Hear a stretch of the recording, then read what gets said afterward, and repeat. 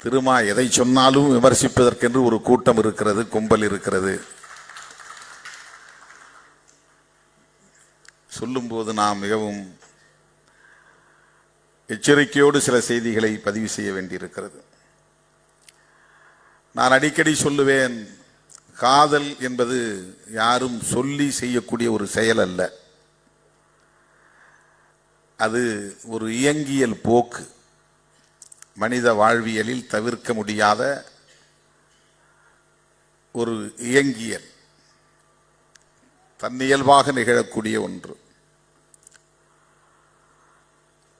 ஆகவே காதலியுங்கள் என்று சொல்லுவதன் மூலம் யாரும் காதலித்து விட முடியாது.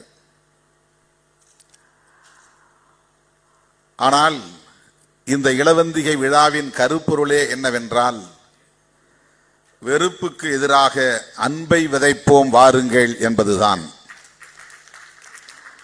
அன்பை விதைப்போம் என்கிற பொருளில் தான் பேராசிரியர் அரகச முருகபாண்டியன் அவர்களும் திருமாவளவன் அன்பை விதையுங்கள் என்றுதான் சொல்லுகிறார் என இங்கே பேசியதாக நான் புரிந்து கொள்கிறேன். அப்படித்தான் நீங்களும் புரிந்து கொள்ள வேண்டும். நீங்களும் என்றால் இந்த ஊடகங்களின் வாயிலாக பார்க்கிற லட்சக்கணக்கானோரும் புரிந்து கொள்ள வேண்டும். அன்பை விதைப்பது என்பதுதான் காலம் காலமாக நடந்து வருகிற ஒரு போராட்டமாக இருக்கிறது. அதற்காக தோன்றிய மகான்கள் போதித்த போதனைகள் அன்பை விதைப்பதற்கு பதிலாக வெறுப்பை விதைக்கிற நிறுவனங்களாக மாறிவிட்டன. மதம் என்பது ஒரு நிறுவனம். மதங்கள் என்றால் நிறுவனங்கள். அவை ஒரு மகானின் கருத்தை பரப்புவதற்காக உருவான அமைப்புகள், மகான்களின் கருத்துக்களை பரப்புவதற்காக உருவான அமைப்புகள். ஆனால் அந்த அமைப்புகள் அதிகாரத்தை மையப்படுத்தி இயங்க தொடங்குகிற போது அரசியலில் இயல்பாகவே கலந்து விடுகிறது. அதனால் அது வெறுப்பை விதைக்கிற திசை வழியில் பயணிக்க வேண்டிய நெருக்கடிக்கு ஆளாகிறது. நம்முடைய வரலாற்றுக்கு தெரிந்த காலத்திலிருந்து பார்த்தோமானால், கௌதம புத்தர், நபிகள் நாயகம், அவருக்கு முன்னால் இயேசு பெருமான், புத்தருடைய சமகாலத்து ஞானி மகாவீரர், இப்படி சில மகான்கள் இந்த மண்ணிலே தோன்றி இன்றைக்கு நம்முடைய வாழ்வியலோடு இணைந்து நம்மை வழிநடத்தி கொண்டிருக்கிறார்கள். இவர்களின் ஒட்டுமொத்த போதனைகளையும் சுருக்கி ஒரு சொல்லில் சொல்ல வேண்டுமானால், அன்பை விதையுங்கள் என்பதுதான், அன்பு செய்யுங்கள் என்பதுதான். அன்புக்கு ஆங்கிலத்திலே ஒரே சொல் லவ் என்பதுதான். அப்படித்தான் ஆங்கிலத்திலே இதை மொழிபெயர்த்து வைத்திருக்கிறான். ஆகவே மதங்களை போதித்த மகான்களின் அடிப்படை கருப்பொருள் என்பது, கருத்தியல் என்பது அன்பை விதைப்பதுதான். நான் ஏதோ ஒரு சமயத்தில் எழுதிய 2 வரிகளை இங்கே தோழர்கள் பயன்படுத்தி இருக்கிறார்கள். அன்பின் பெருக்கம் அருள், அன்பின் பேராழம் காதல் என்று இங்கே பதிவு செய்திருக்கிறார்கள். இதில் அன்பு என்கிற ஒரு சொல் இருக்கிறது, அருள் என்கிற ஒரு சொல், காதல் என்கிற ஒரு சொல். இந்த 3 சொற்களும் ஒன்றோடொன்று தொடர்புடையவை. அன்பு பன்மடங்காக பெருகுகிறது. அப்படி பன்மடங்காக பெருகிறது என்றால் ஒரு நபர் மீது அல்ல, ஒரு குறிப்பிட்ட குழுவின் மீதல்ல, சாதி மதம் என்கிற வரம்புகளை எல்லாம் கடந்து பலரையும் நேசிக்கக்கூடிய அந்த உணர்வுக்கு அன்பு. அது பெருகுகிற போது, பலரையும் நேசிக்கிற அன்பாக பெருகுகிற போது, அதுதான் அருளாகவும் கருணையாகவும் மாறுகிறது. பிற உயிர்களிடத்திலே நீ காட்டுகிற அன்புக்கு கருணை என்று பொருள். எல்லா மாந்தரிடத்திலும் நீ காட்டுகிற அன்பு அருளாக அது பரிணமிக்கிறது. தன் பிள்ளை தன் பெண்டு என்ற வளையத்திற்குள்ளே மட்டுமே காட்டுகிற அன்பு அன்பாகவே சுருங்கி போகிறது. என் மனைவி மீது எனக்கு அன்பு உண்டு, என் பிள்ளைகள் மீது எனக்கு அன்பு உண்டு, என் பெற்றோர் மீது அன்பு உண்டு என்கிற அந்த எல்லை அன்பாக மட்டுமே சுருங்கி நிற்கிறது. உறவுகளை கடந்து, மொழி இன வரம்புகளை கடந்து, மதம் போன்ற எல்லைகளை கடந்து, தேசத்தை கடந்து நாம் பலரின் மீதும் நேசத்தை காட்டுகிற போது அது யாரென்று தெரியாது, ஆனால் அவர்கள் மீது எனக்கு ஒரு ஈடுபாடு ஏற்படுகிறது, அவர்களுக்கு உதவ வேண்டும் என்கிற எண்ணம் மேலோங்குகிறது. அடிபட்டு கிடக்கிறவனை காப்பாற்ற வேண்டும் என்கிற உணர்வு மேலோங்குகிறது. அந்த உணர்வு தான் அருளாக பரிணமிக்கிறது. அது பிற உயிர்களிடத்தில் நாய் அடிபட்டு கிடந்தால் கூட அதை காப்பாற்ற வேண்டும் என்கிற உணர்வு வந்தால் அது கருணையாக பரிணமிக்கிறது. ஆகவே அன்புதான் விரிவடைய, பெருக்கமடைய, அது பரவ பரவ அருளாக கருணையாக பரிணமிக்கிறது என்ற பொருளில் அதை நான் பதிவு செய்தேன்.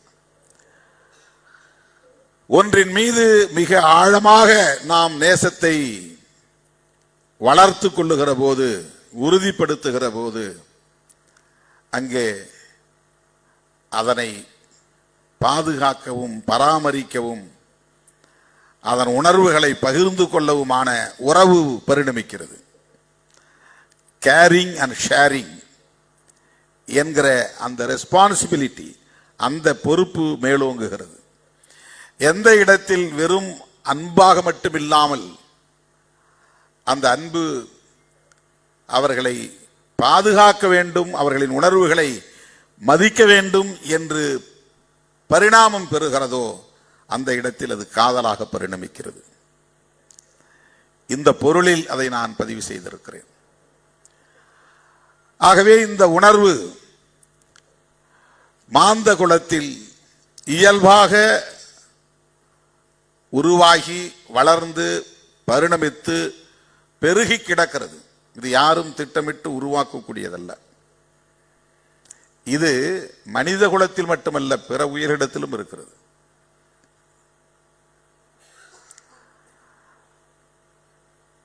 குஞ்சுகளுக்கு தாய் பறவை எப்படி உணவு கொண்டு வந்து ஊட்டுகிறது என்பதை நாம் பார்க்கிறோம். கேரிங், அது அன்பை கடந்தது.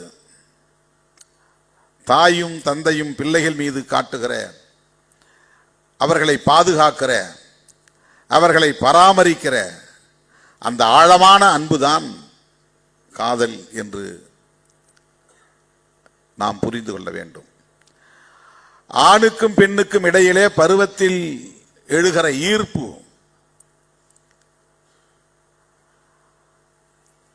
ஆண் பெண் என்பது இன அடிப்படையில் ஒரு முரண் படைப்பு, முரணான படைப்பு.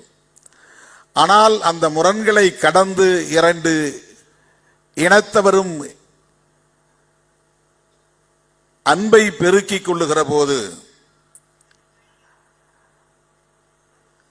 அதனால் இனம் வாழ்கிறது. இது உலகம் முழுவதும் எல்லா உயிர்களிடத்திலும் நிலவுகிற ஒரு இயங்கியல் போக்கு. அது ஒரு இயல்பாக நிகழக்கூடிய ஒன்று. ஆனால் அந்த காதலை எதிர்நிலையில் நிறுத்தி அதற்கு எதிரான கருத்தியலை கட்டமைத்து அந்த கருத்தியல் அடிப்படையில் அமைப்பு ரீதியான தாக்குதலை தொடுப்பது, வன்முறைகளை தொடுப்பது என்பது இயல்பான ஒன்றல்ல. அது கட்டமைக்கப்பட்ட ஒன்று. அவர்கள் உள்வாங்கிக் கொண்ட கருத்தியலை நிலைப்படுத்துவதற்காக மேற்கொள்ளுகிற ஒன்று. இந்த துண்டறிக்கையில், இந்த அழைப்பிதழில் பின்பக்கத்திலே அதையும் பதிவு செய்திருக்கிறார்கள். சாதி தூய்மை என்னும் பெயரில் சாதி வெறியை மக்களிடையே பரப்புகிறார்கள். இந்த தூய்மைவாதம் என்பது இந்திய சமூக கட்டமைப்பிலே மிகவும் முக்கியத்துவம் வாய்ந்ததாக இருக்கிறது. அதிலிருந்து உருவானதுதான் தீட்டு என்கிற கருத்தியல். அதிலிருந்து உருவாவதுதான் விலக்கி வைத்தல் என்கிற கருத்தியல். அதிலிருந்து உருவாவதுதான் சாதிய வன்கொடுமைகள், வன்முறை, வெறியாட்டங்கள், ஆணவ கொலைகள், குடிசைகளை எரிக்கும் கொடூரங்கள் என்று பரிணமிக்கிறது. ஆகவே இந்த கருத்தியல் மனித குலத்திற்கு தீங்கானது என்பதால் இதனை நாம் எதிர்க்கிறோம். நாம் எதிர்க்கிறோம் என்றால் சிறுத்தைகள் எதிர்க்கிறோம் என்று பொருள் அல்ல. புத்தர் காலத்திலிருந்து இந்த எதிர்ப்பு நிகழ்ந்து கொண்டே இருக்கிறது. அவர் எதிர்த்திருக்கிறார் என்றால் அவருக்கு முன்பே அந்த எதிர்ப்பு நிகழ்ந்திருக்கிறது என்று பொருள். அவர் அன்பை விதைக்க வேண்டும் என்று சொல்லி இருக்கிறார் என்றால் அவரிடமிருந்துதான் முதலில் அது தொடங்கியது என்று பொருள் அல்ல. அவருக்கு முன்பே அந்த கருத்தில் இந்த மனித குலத்தில் பேசப்பட்டிருக்கிறது, அது இயங்கி இருக்கிறது என்று பொருள், செயல்பட்டிருக்கிறது என்று பொருள். ஆகவே தூய்மைவாதம் என்பது எவ்வளவு ஆபத்தானது என்பதை நாம் கருத்தியல் அடிப்படையிலே புரிந்து கொள்ள வேண்டும். இந்திய சமூக கட்டமைப்பில், அதுவும் இந்து சமூக கட்டமைப்பில் இந்த தூய்மைவாதத்தின் அடிப்படையில் உருவான பல்வேறு பரிமாணங்களில் ஒன்று அகமன முறை என்பதாகும். அகமன முறை என்பது தூய்மைவாதத்தின் ஒரு விளைச்சல். ஒரே சாதிக்குள் திருமணம் செய்து கொள்ள வேண்டும். சாதி விட்டு சாதி திருமணம் செய்யக்கூடாது. சாதி கலப்பு ஏற்பட்டுவிடும். சாதி கலப்பு ஏற்பட்டால் சாதி தூய்மை கெட்டுவிடும். தூய்மைவாதம் என்பது வெறும் தலித்துகளுக்கு எதிரானது மட்டுமல்ல, மனித குலத்துக்கே எதிரானது. ஒவ்வொரு சாதிக்கு இடையிலும் தூய்மைவாதம் இருக்கிறது. பிற்படுத்தப்பட்ட சாதிகள் என்று தங்களை கருதக்கூடிய மேலான உணர்வை கொண்டவர்கள் இடையேயும் அது இருக்கிறது. பார்ப்பனர்களுக்குள்ளேயே தூய்மைவாதம் இருக்கிறது. சாதி என்பதே தூய்மைவாதத்தில் கட்டமைக்கப்பட்டதுதான். தீட்டு என்கிற கொள்கையில் உயிர் பெற்று நிலைத்திருப்பதுதான். ஆகவே இந்த தூய்மைவாதத்திற்கு எதிரான ஒரு கருத்தியல் தான் காதல் என்பது. காதல் என்பதே ஒரு கருத்தியல் என்று நான் பார்க்கிறேன். அது ஒரு இயங்கியல் போக்கு மட்டுமல்ல. அதை நாம் அரசியலாக பார்த்தால், தத்துவமாக பார்த்தால் அது தூய்மைவாதத்திற்கு எதிரானது, சாதி அமைப்புக்கு எதிரானது, விலக்கி வைத்தலுக்கு எதிரானது, எக்ஸ்க்ளூஷன். லவ் எதையுமே பிரிச்சு வைக்காது, இணைச்சுதான் வைக்கும். காதல் என்பது எல்லாவற்றையும் இணைக்கும், கலக்க செய்யும். கலத்தல் என்பதுதான் இனத்தின் பரிணாமத்திற்கான அடிப்படையே. மொழி வளர்ச்சிக்கும் கலத்தல் தேவை, இன வளர்ச்சிக்கும் கலப்பு என்பது தேவை. ஆகவே இந்த காதல் என்பது இந்திய சமூகத்தில் அல்லது இந்து சமூகத்தில் ஒரு பகை சொல்லாகவே பார்க்கப்படுகிறது. ஆதிக்க சாதிய உளவியல் கொண்டோரில் மத்தியில், அவர்களிடையே அதன் விளைவாக உருவானதுதான் உச்சபட்ச தண்டனையாக ஆணவ கொலைகள்.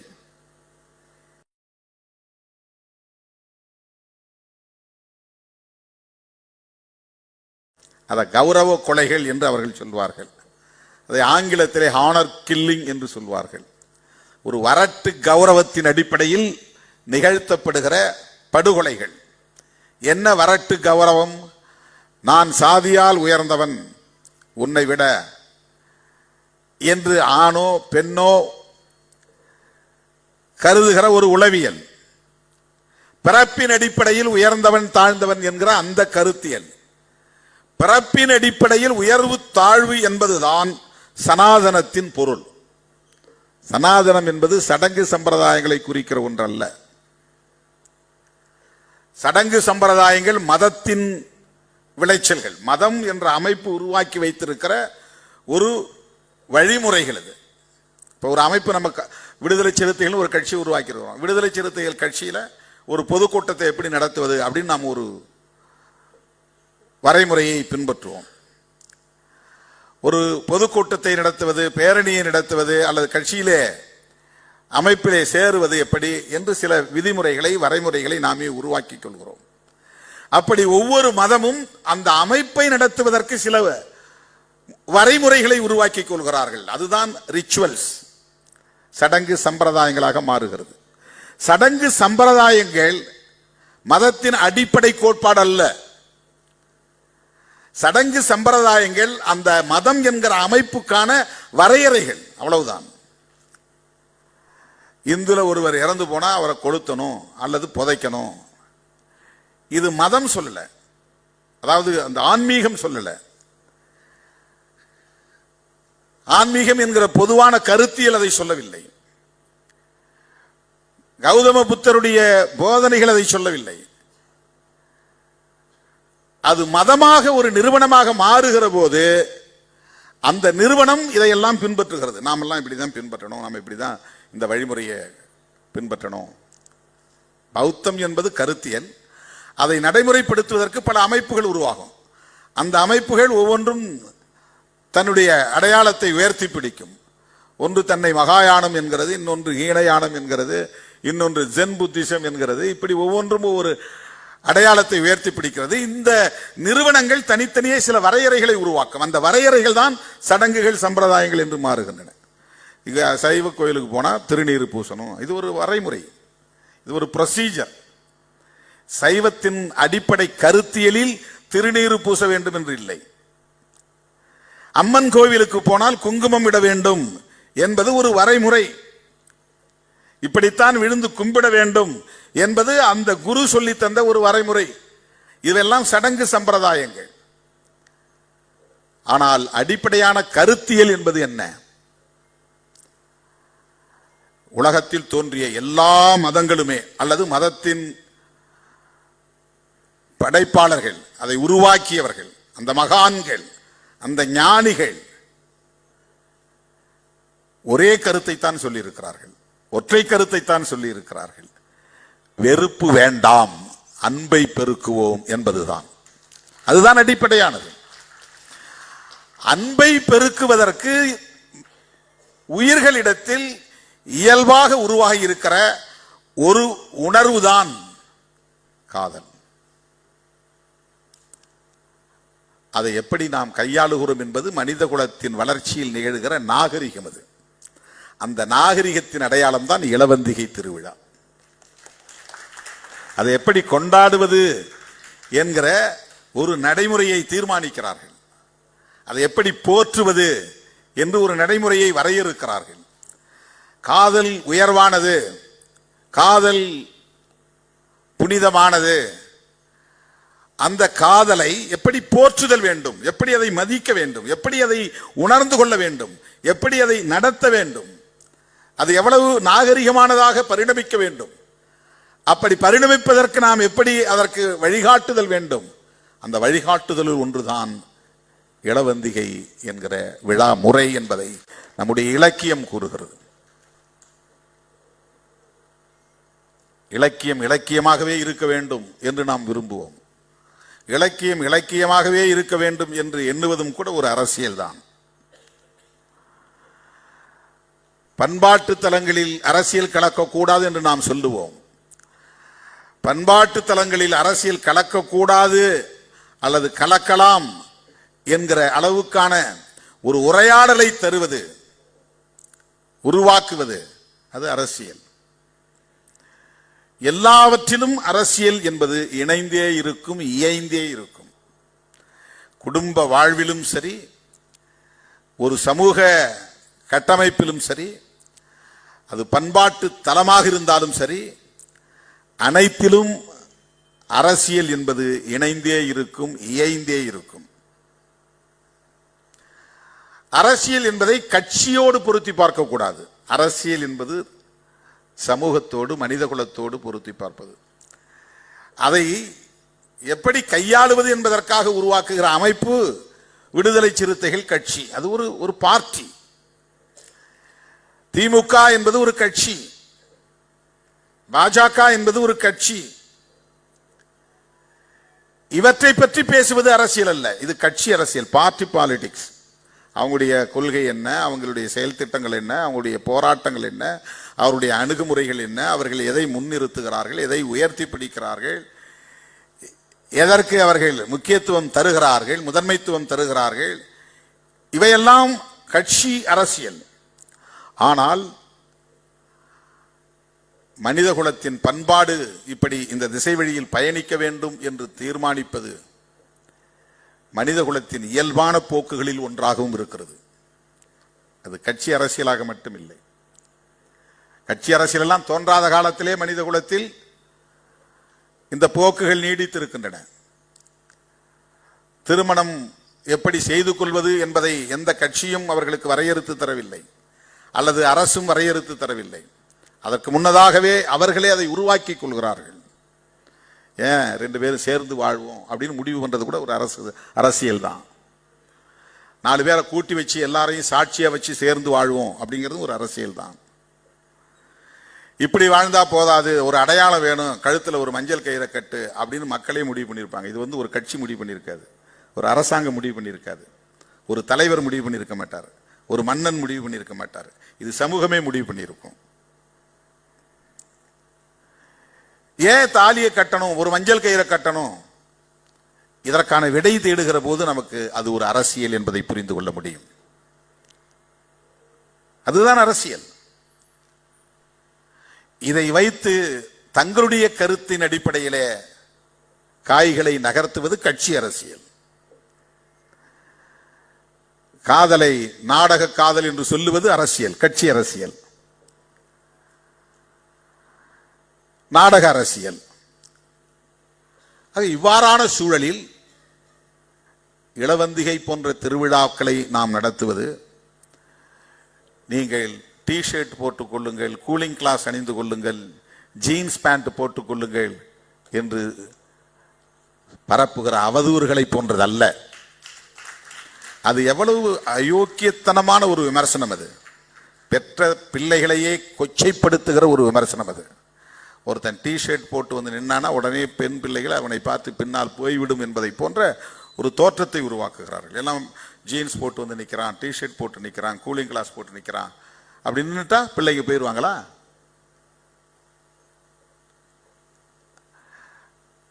யாரையோ அவமானப்படுத்துவதாக எண்ணிக்கொண்டு தம் வீட்டு பெண் பிள்ளைகளை அவமதிக்கும் ஒரு விமர்சனம்.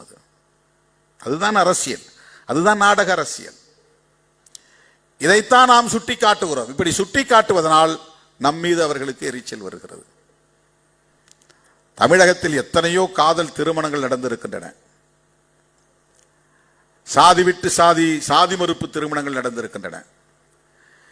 இவற்றை முறையாக செய்கிற அமைப்புகள் நிறைய உள்ளன. பெரியார் இயக்கங்கள் இருக்கின்றன, மார்க்சிய இயக்கங்கள் இருக்கின்றன. விடுதலை சிறுத்தைகள் ஒருபோதும் அப்படி செய்ததே இல்லை.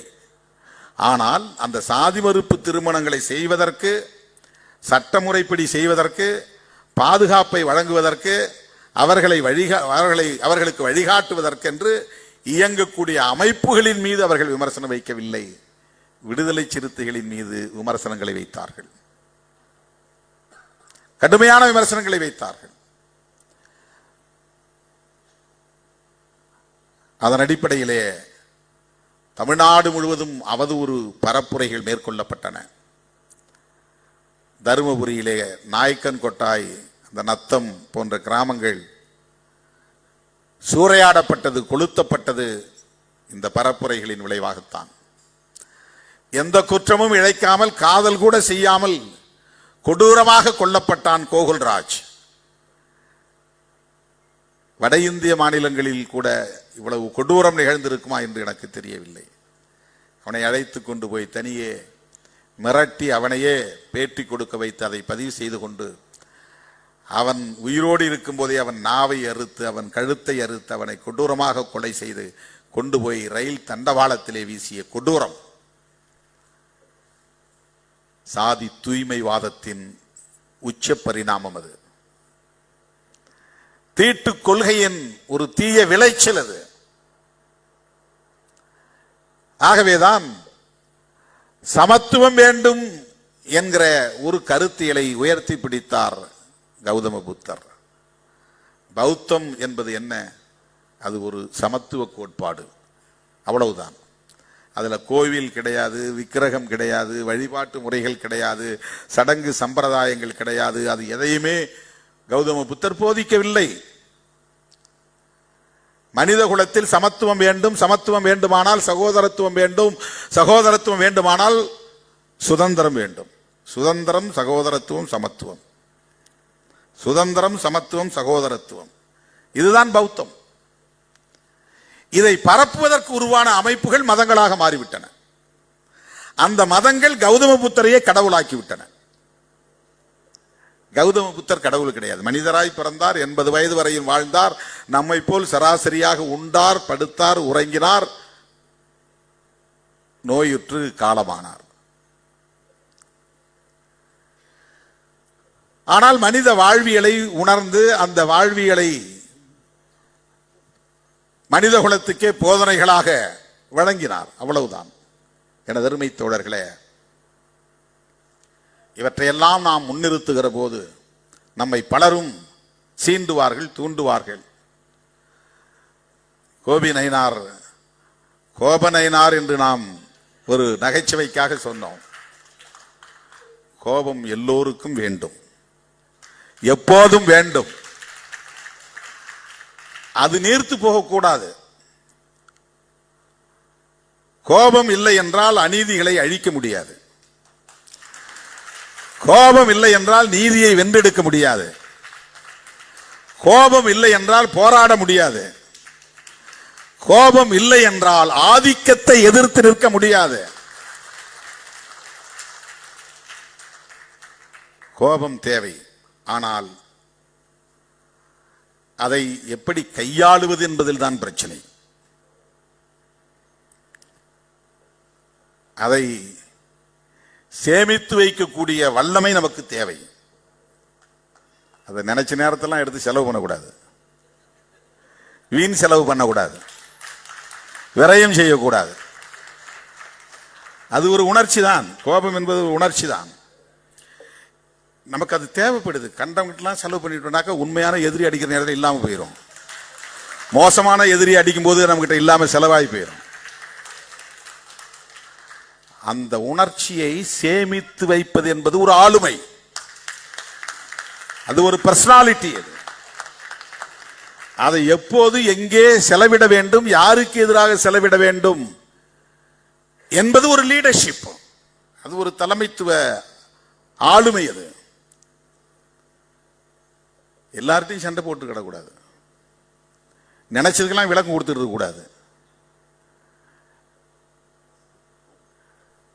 உன்னை விட 10 மடங்கு வலிமை மிக்கவனை உன் எதிரியாக நினைத்து அவனோடு சண்டை போட வேண்டும். உன்னை விட எல்லா வகையிலும் 100 மடங்கு 1000 மடங்கு எவன் வலிமையானவனோ அவனை வீழ்த்த வேண்டும். உண்மையாக மனித குலத்தின் பகை எதுவோ அந்த பகையை வேறறுப்பதற்கு நமக்கு வலிமை தேவை. வலிமை என்பது கோபமாகவும் இருக்கும். வலிமைங்கிறது கோபமாகவும் தான் இருக்கும். எல்லாம் இருந்தும் கோபம் இல்லைன்னா நீ ஒண்ணுமே பண்ண முடியாது. எல்லா உணர்ச்சிகளும் தேவை. உணர்ச்சிகளை எவ்வாறு கையாளுவது என்பது ஒரு அறிவாண்மை. அறிவும் உணர்ச்சியும் சேர்ந்ததுதான் ஆளுமை, அதுதான் பர்சனாலிட்டி. ஒருத்தர் என்ன இப்படி இந்த வார்த்தையை சொல்லி திட்டினா உடனே நான் அதை விட 10 தடவை திட்டேன் அப்படின்னா நீ சரியான ஸ்ட்ராட்டஜியை கையாளவில்லை என்று பொருள்.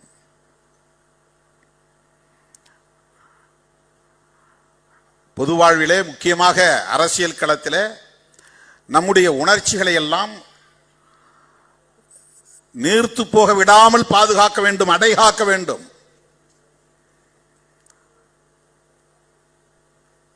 சில பேர் கட்சியில ஏன் அவன் மேல நடவடிக்கை எடுக்கல, இவன் ஏன் மேல நடவடிக்கை எடுக்கல, அவன் மேல நடவடிக்கைன்னு ஒன்றிய செயலாளர் அவனுக்கு கீழே இருக்கவங்களாம் இழுத்துட்டு வந்து என்கிட்ட வந்து நெருக்கடி கொடுப்பாங்க.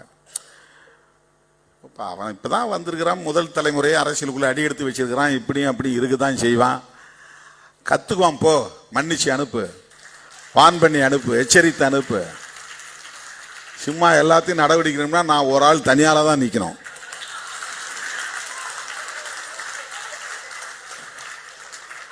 நான் உணர்ச்சியை உடனே கோபத்தை காட்டி, யார் பார் நான் தலைவர், என் கீழதான் நீ அப்படின்னு நான் வந்து பொதுச் செயலாளரை நீக்கிறேன், துணை பொதுச் செயலாளரை நீக்கிறேன் அப்படின்னு எல்லாரையும் நீக்கிறதுக்கு நிறைய கிரவுண்ட்ஸ் இருக்குது. யார் மேலேயும் நடவடிக்கை எடுக்கலாம். ஒவ்வொரு மேலும் நடவடிக்கை எடுக்கிறதுக்கு நிறைய கிரவுண்ட்ஸ் இருக்குது, ஆதாரங்கள் இருக்கு. இவர் மேல நடவடிக்கை எடுக்கணுமா, இப்பவே நான் நடவடிக்கை எடுக்க முடியும். அவர் மேல நடவடிக்கை எடுக்கணுமா, அதுக்கு நிறைய ஆதாரங்கள் இருக்கு. ஆனா எல்லாவற்றையும் நான் பொறுத்துக் கொள்கிறேன். இவ்வளவு பேரையும் சேர்த்து அழைச்சிட்டு போறேன், சேர்த்து அழைச்சிட்டு போறேன். ஒரு மீனவன் வலை விரிச்சு, பெரிய வலை விரிச்சு மீன் பிடிக்கிறான். அதில் உள்ள நண்டு, சின்ன சின்ன உயிரினங்கள் கூட சேர்ந்து தான் வருது. ஆனால் அவன் வந்து அதை டார்கெட் பண்ணுறதில்ல, பெரிய வகையான மீன்கள் கிடைக்கும் தான் டார்கெட் பண்ணுறான். பட் எல்லாத்தையும் அழைச்சிட்டு வரான். அந்த வலையில் வந்து எல்லாம் வந்தால் எல்லாம் வந்து பயன்படுங்கிறது வேறு. அப்படி எல்லாத்தையும் ஃபில்டர் பண்ண முடியாது. அங்கேயே அவ்வளவையும் ஃபில்டர் பண்ணுறது மாதிரி வலை இருக்குது, சின்ன சின்ன மீன்கள் போகிறது, அதுலேயும் சிக்கிற, அதையும் தாண்டி சிக்கிறதெல்லாம் இருக்குது. இப்போ அரசியல் வாழ்க்கையில் ஒன்றிய செயலாளர்கள் தப்பு பண்ணுறாங்களா? தப்பு பண்ணுறாங்க. ஏன் தப்பு பண்ணுறாங்க? என்ன இன்டென்ஷனோட பண்ணுறாங்களா? இன்டென்ஷன் கிடையாது. யாருக்கும் அப்படி கிரிமினல் இன்டென்ஷனும் கிடையாது. அது அந்த மாதிரி செய்கிறவங்க இருக்கிறான். அதாவது இந்த தலைமையை பயன்படுத்துறது, கட்சியை பயன்படுத்துறது, அது இந்த அதிகாரத்தை பயன்படுத்துறது, அதன் மூலமாக தப்பு செய்யறதுக்குன்னு சில பேர் வரான். அது ரொம்ப ரொம்ப ரொம்ப நெக்லிஜிபிள் பர்சன்டேஜ் தான். 1%, 1.5%, 2% தான் இருப்பான். செய்ய தெரியாம செஞ்சு ஈகோவில் சண்டை போட்டுக்கிறது, பேச தெரியாம பேசுறது, என்ன சீண்டிட்டியா, நான் பார் யார் அப்படின்னு காட்டுறது. இது கொள்கை அடிப்படையில் வர்ற சண்டை இல்லை. இந்த இடங்களில் கோபத்தை நாம் எப்படி செலவிடுவது என்பது முக்கியமானது. இது நான் வந்து கோபி நாயனாருக்காக பேசல, அவர் அதை புரிஞ்சுக்குவார். அவர் வந்து முதிர்ச்சியானவர். அவர் முதிர்ச்சியானவர். உணர்ச்சி எப்போது கட்டுக்குள் இருக்கும் என்றால் முதிர்ச்சி அடைகிற போதுதான். உணர்ச்சியை கட்டுப்படுத்துகிற வலிமை வந்து விட்டால் முதிர்ச்சி அடைந்து விட்டோம் என்று பொருள். அந்த முதிர்ச்சி தான் ரொம்ப முக்கியமானது. நம்ம எளியவர்கள் மீது கோபத்தை காட்டக்கூடாது, உதிரிகள் மீது கோபத்தை காட்டக்கூடாது. இந்த கட்டமைப்பு வலிமையாக இருப்பதற்கு இன்னொரு கட்டமைப்பு காரணமாக இருக்கிறது அல்லவா? இந்த கருத்தியலுக்கு எதிரான இன்னொரு கருத்தியல் இருக்கிறது அல்லவா? அதை எதிர்த்து போரிடுவதற்கு நமக்கு மிகப்பெரிய பலம் தேவை.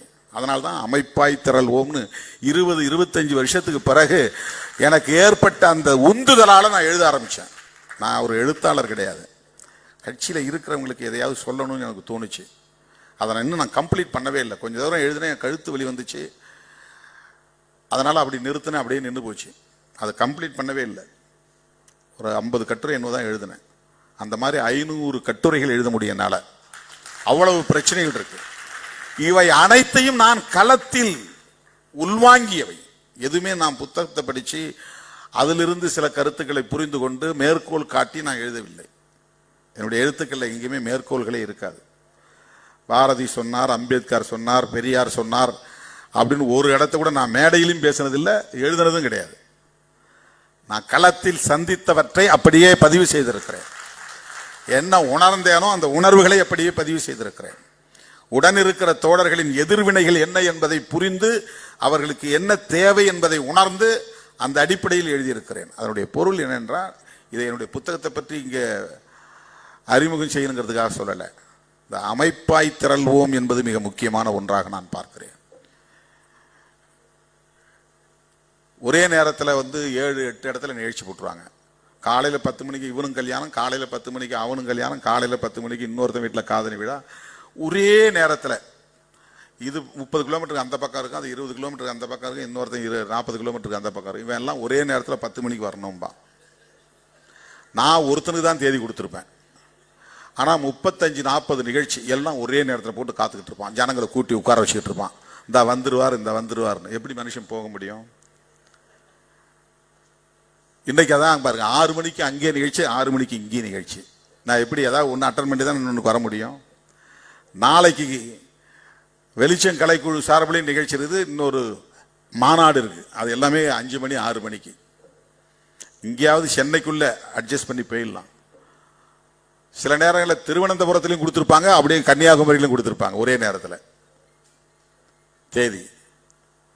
இவையெல்லாம் ஏன் நிகழ்கிறது என்றால், நாம் எல்லாம் ஒரே அமைப்புக்குள் இணங்கி கலந்து கருத்துக்களை பகிர்ந்து கொண்டு ஒரு செயல் திட்டத்தை வரையறுப்பதற்கு கூட இன்னும் பக்குவப்படாமல் இருக்கிறோம்.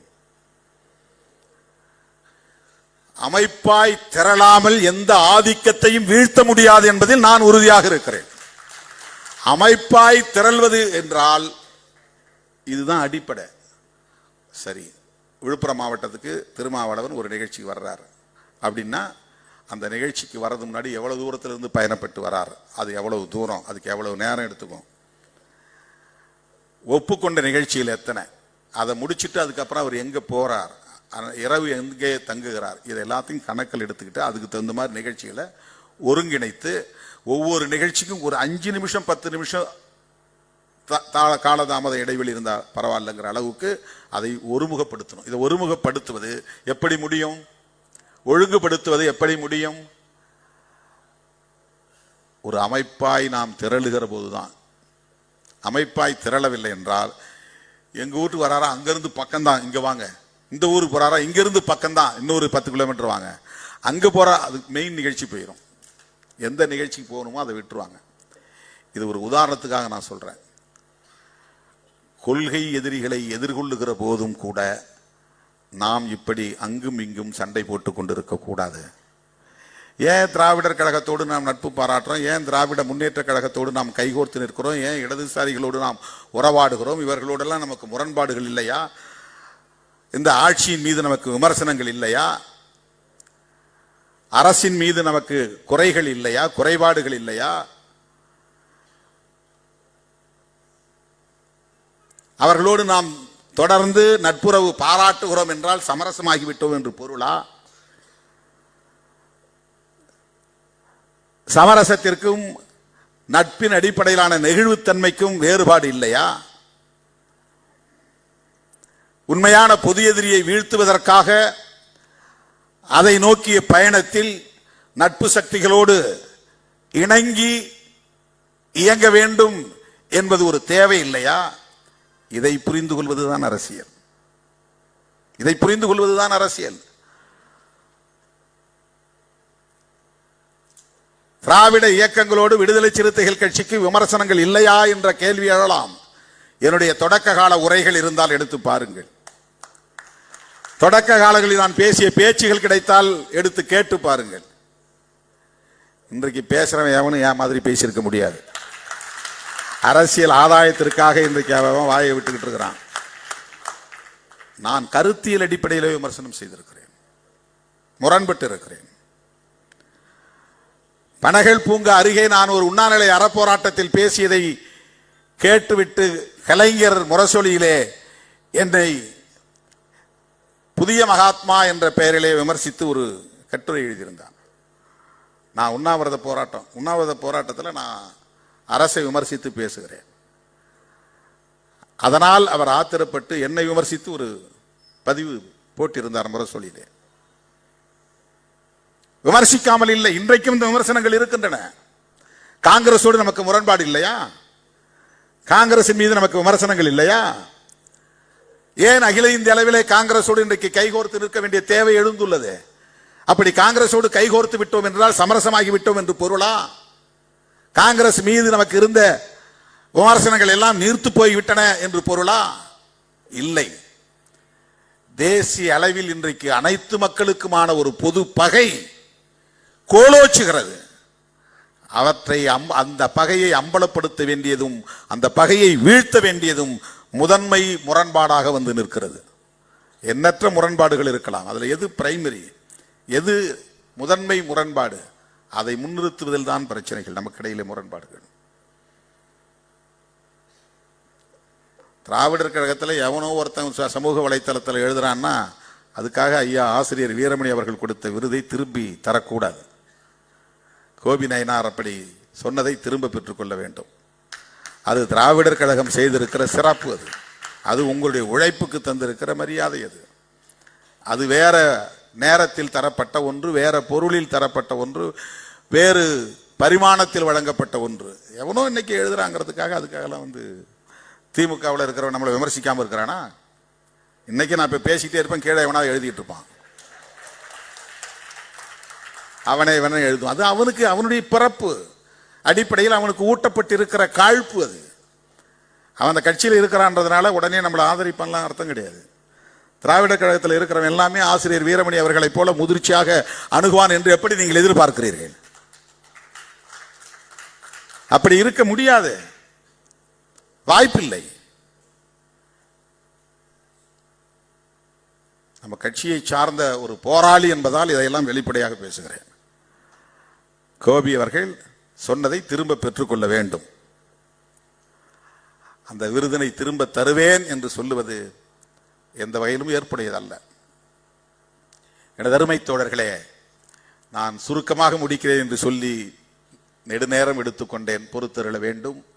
இங்கே வந்திருக்கிற ஆளுமைகள் ஒவ்வொருவரும் ஒவ்வொரு தளத்தில் சாதனை படைத்த மகத்தான ஆளுமைகள். சிறந்த கவிதை நூல், அதற்காக கவிஞர் வைனிகா ஸ்ரீராம். இதை வந்து யாழநாதி ஒரு ஆளா முடிவு செய்யல, அல்லது வெண்ணிலவன் போன்ற பொறுப்பாளர்கள் உட்கார்ந்து முடிவு செய்யல. இதை முடிவு செய்வதற்கென்று ஒவ்வொரு ஆண்டும் ஒரு பேனல், ஒரு குழு போடுறாங்க. அந்த குழுவில் இடம்பெறுகிறவர்கள் தான் இந்த விருது பெறும் சான்றோரை தேர்ந்தெடுக்கிறார்கள். ஏற்கனவே பல விருதுகளை பெற்ற ஆற்றலாளர்கள், வெவ்வேறு தளங்களில் வெவ்வேறு காலங்களில் வெவ்வேறு ஆளுமைகளிடம் விருதுகளை பெற்ற சான்றோர் பெருமக்கள். ஒவ்வொருவரை பற்றியும் தனித்தனியே நாம் பேசத் தொடங்கினால் மணிக்கணக்கிலே நீளும். தோழரா பெரிய ராமசாமி அவர்களோடு நான் உட்கார்ந்து பேசிக் கொண்டிருந்தேன். விடுதலை சிறுத்தைகளை பற்றி அவர் எழுதிய கட்டுரைகளை பற்றி எல்லாம் எனக்கு நினைவுபடுத்தினார். அதையே தொகுத்து ஒரு நூலாக போடலாம் என்கிற அளவுக்கு அவர் நம்மை உற்று கவனித்துக் கொண்டிருக்கிறார், தொடர்ந்து எழுதி கொண்டிருக்கிறார், நம்மை ஊக்கப்படுத்தி கொண்டிருக்கிறார் என்பதை எண்ணுகிற போது எனக்கு பல மடங்கு ஊக்கம் பெருகுகிறது. அறிவார்ந்த தளத்தில் இன்றைக்கு பணியாற்றி கொண்டிருக்கிற இத்தகைய ஆளுமைகள் எல்லா வரம்புகளையும் கடந்து விடுதலை சிறுத்தைகளை அங்கீகரித்ததன் விளைவுதான் இன்றைக்கு விடுதலை சிறுத்தைகள் கட்சிக்கு பானை சின்னம் கிடைத்திருக்கிறது. இது சாதாரணமான ஒரு சாதனை அல்ல, மிக இலகுவாக கிடைத்துவிட்ட ஒன்று அல்ல. 25 ஆண்டு காலத்தில் நாம் சந்தித்திருக்கிற சவால்களும் தாங்கி இருக்கிற வழிகளும் விவரிக்க முடியாதவை. எத்தனை எத்தனை அவமதிப்புகள், எத்தனை எத்தனை அவமானங்கள், சொல்லி மாள முடியாத அளவுக்கான அவதூறுகள், உடம்பெல்லாம் உள்ளமெல்லாம் ஆறாத காயங்கள், எல்லாவற்றையும் சகித்துக் கொண்டு பொறுத்து கொண்டு இந்த இடத்தை வந்து நாம் அடைந்திருக்கிறோம். அண்மையில் ஒரு மூத்த தலைவர் தமிழக அரசியலில் 80 வயதுக்கு மேலானவர் என்னை பார்த்து பாராட்டுகிற போது சொன்னார், தம்பி, உங்கள்கிட்ட எழுத்தாற்றல் இருக்கிறது, பேச்சாற்றல் இருக்கிறது, அந்த திறமையெல்லாம் ஒரு புறம் இருக்கிறது, எனக்கு அதுவெல்லாம் பெரிதாக தெரியவில்லை. இந்த எளிய மக்களை அமைப்பாக்கி 25 ஆண்டு காலம் எல்லா அவதூறுகளையும் தாங்கி சகித்து இன்றைக்கு ஒரு மாநில கட்சியாக அங்கீகாரம் பெற்றிருக்கிறீர்களே, இது சாதாரணமானதல்ல. உங்கள் பொறுமைக்கும் சகிப்புத்தன்மைக்கும் கிடைத்திருக்கிற விருது என்று சொன்னார். தனியே உட்கார்ந்து நாங்கள் பேசிக் கொண்டிருந்த போது கட்சியில் இருக்கிற ஒவ்வொருவருக்கும் அந்த பொறுமையும் சகிப்புத்தன்மையும் தேவை. உணர்ச்சியை நாம் கையாள வேண்டும், உணர்ச்சி நம்மை ஆளக்கூடாது. அதான் உணர்ச்சி வயப்பட்டு விட்டார் என்றால் உணர்ச்சிக்கு ஆட்பட்டு விட்டான், உணர்ச்சியின் கட்டுப்பாட்டுக்குள் போய்விட்டான் என்று பொருள். உணர்ச்சியின் கைகளுக்குள் போய்விட்டான் என்று பொருள். ஒவ்வொருவருக்கும் உணர்ச்சி தேவை. ஆனால் எந்த நேரத்தில் அதை வெளிப்படுத்த வேண்டும், எவ்வளவு வெளிப்படுத்த வேண்டும், யாருக்கு எதிராக வெளிப்படுத்த வேண்டும், யாருக்கு ஆதரவாக வெளிப்படுத்த வேண்டும். அன்பை கூட மானாங்கனியா செலவு பண்ணக்கூடாது. மதுரை பாஷையில சொன்னான், அன்பை வெளிப்படுத்தும் போது கூட ஒரு ஒழுங்குமுறை தேவைப்படுகிறது. அதற்கான காலம், பொருள், இடம் என்பது தேவைப்படுகிறது. நல்ல மருந்து ஒரு பாட்டில் நிறைய இருக்கு, 100 ml. அதை எப்படி நரம்புல கொண்டு போய் ஏத்துறது? நரம்பு வழியா தான் போடணும். அந்த பாட்டில் நிறைய 100 ml இருக்கிறத ஒரு சிரிஞ்சுக்குள்ள கொண்டு வந்து 2 ml எடுக்கிறோம். ஒரு சின்ன அமைப்புக்குள்ள அது வந்துடுது. பெரிய அமைப்புக்குள்ள இருக்கிற மருந்து ஒரு சின்ன அமைப்புக்குள்ள சிரிஞ்சுக்குள்ள வந்துடுது. அந்த சிரிஞ்சுக்குள்ள இருக்கிற 2 ml நரம்புக்குள்ள போகணும்னா நீடில் வழியா தான் போகும். இந்த நீடில் வழியா போகுது பாருங்க, ஒரு ஆர்டர், ஒரு ஒழுங்கு. ஒரு ஸ்பெசிபிக்கா ஒன்றை நோக்கி போகிற போது பாட்டில் இருக்கிற மாதிரி ஆவுன்னு கடவு கூடாது. பாட்டில் இருக்கிற மருந்து இருக்கிற மாதிரி இருக்க முடியாது. லிபரலா சிரிஞ்சுக்குள்ள வர்ற மாதிரி வரணும். அப்ப ஒரு லிமிட்டடா தான் வர முடியும். சிரிஞ்சுக்குள்ள இருக்கிற அந்த மருந்து நீடில் வழியா போகும்போது எவ்வளவு மயிரிழையில் போகிறது. அந்த மயிரிழையில் போனால்தான் நரம்புக்குள்ளே நுழைய முடியும். அதுதான் போக்கஸ். ஒரு குறிப்பான ஒரு இலக்கின் மீது ஒன்றை நிகழ்த்துகிற போது இப்படித்தான் ஒழுங்குபடுத்தி செல்ல வேண்டிய தேவை இருக்கிறது. இந்த ஒழுங்குதான் டிசிப்ளின் என்பதை விட ஆர்டர் என்பது இந்த இடத்திலே புரிந்து கொள்ள வேண்டிய ஒன்று. ஒழுங்குமுறை, அதுக்குதான் அமைப்பு தேவை. பாட்டில் என்பது ஒரு அமைப்பு, சிரிஞ்சி என்பது ஒரு அமைப்பு, நீடில் என்பது ஒரு அமைப்பு. அது இருந்ததால் தான் அந்த மருந்தை நம் நரம்பு வழியே அனுப்ப முடிந்தது, நோயை குணப்படுத்த முடிந்தது. அதை போல பாட்டில் இருக்கிற ஆத்திரம், கோபம் சிரிஞ்சுக்குள்ளே வருகிற போது ஒரு கட்டுக்குள்ளே இருக்க வேண்டும். கட்டுக்குள்ளே இருக்கிற அந்த கோபம் நீடில் வழியே போக வேண்டும். அதுதான் மிக முக்கியமானது. அரசியலில் இவையெல்லாம் நாம் அறிந்து கொள்வது ஒவ்வொரு பண்பாட்டு தளத்திலும் சமூக தளத்திலும் கற்றுக்கொள்வதன் மூலம்தான் அது முடியும். அவற்றை கற்றுக்கொண்டு அதிலே தேர்ச்சி பெற்றவர்கள் இங்கே சான்றோர்களாக, சான்றோர் என்றால் எடுத்துக்காட்டானவர்கள். சான்றுன்னா என்ன? எடுத்துக்காட்டுன்னு அர்த்தம். சான்றோர்னா எடுத்துக்காட்டானவர்கள். சிறுகதை எழுதுவதில் இவர் சான்று, சான்றோர். ஒரு ஆப்ஜெக்ட் அதை சான்றுன்னு சொல்றோம், எவிடன்ஸ் சொல்றோம். அது மனிதனா இருந்தா சான்றோர்னு சொல்றோம், அவ்வளவுதான். அப்ப சிறுகதை எழுதுவது, திரைப்படம் இயக்குவது, கதை சொல்லுவது, நாவல் புதினம் எழுதுவது, கட்டுரைகள் எழுதுவது, விமர்சனங்களை முன்வைப்பது, கருத்தியல் சார்பிலே விவாதிப்பது, இதுல தேர்ச்சி பெற்றவர்கள். இந்த அறிவார்ந்த தளத்திலே இருக்கிற இப்படிப்பட்ட ஆளுமைகளின் துணையோடு தான் நாம் எதையும் சாதிக்க முடியும் என்கிற புரிதலோடு இன்றைக்கு விடைபெறுவோம். அனைவருக்கும், விருது பெற்ற சான்றோர் அனைவருக்கும் என்னுடைய மனமார்ந்த வாழ்த்துக்கள். இந்த ஒருங்கிணைப்பை வெற்றிகரமாக செய்து முடித்திருக்கிற யாழன் ஆதி உள்ளிட்ட அனைவருக்கும் என்னுடைய பாராட்டுகள். நன்றி, வணக்கம்.